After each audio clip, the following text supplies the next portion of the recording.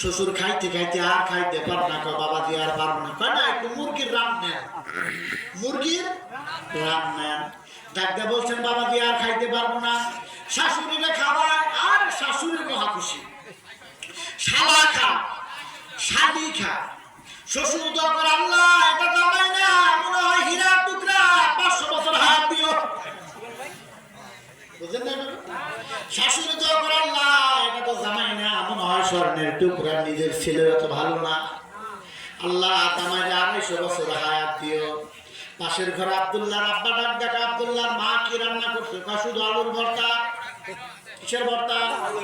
শুধু আলুর ভর্তা। আব্বা ডাক ডাকা, আলুর ভর্তা দিও, ভাত খাবো না। কেন খাবো না? আব্বা ব্যথা ভরা মন নিয়ে ডাক দিয়ে বলছেন, আব্দুল্লাহর মা আজকে বাড়িতে মেহমান আসছে, আমার আব্দুল্লাহ কত কিছু আয়োজন করেছে, আমারে না দিয়ে কি খাবে নাকি? একটু হলে আমার ঘরে পাঠাবে। রাত 11টা বেজে গেল, নাই খবর না। আব্বা ডাক দেখো, আব্দুল্লাহর মা কোনো কিছু আছে নাকি? না আসে নাই। ভাত খেয়ে ফেলেন। না খাবো না।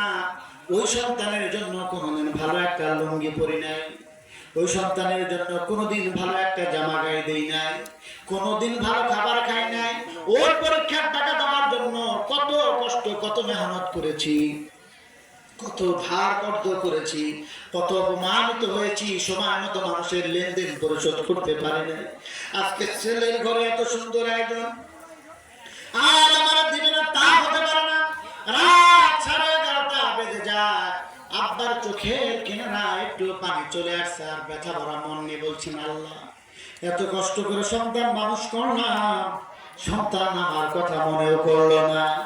আব্বা ঘুমিয়ে যাচ্ছে, আম্মা ঘুমিয়ে গেল, সারা রাত কসম আল্লাহ করে বলছি, আল্লাহর কসম, আল্লাহর জাতের কসম, আল্লাহর ইজ্জতের কসম, ও আম্মা বলছে মুসলমান, সারা রাত শ্বশুর দোয়া করলো, শাশুড়ি দোয়া করলো, মাহফিলের জন্য 1000 টাকা দান করলেন, হুজুররা দোয়া করলো, সারে নার উপকার হবে না,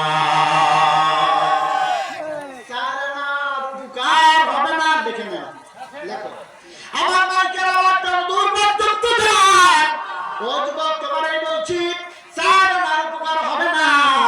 গোটা দুনিয়ার মানুষ তোমার জন্য দোয়া করলো লাভ নাই, কারণ তোমার মূল জায়গায় সমস্যা। কথা বলুন ঠিক কিনা?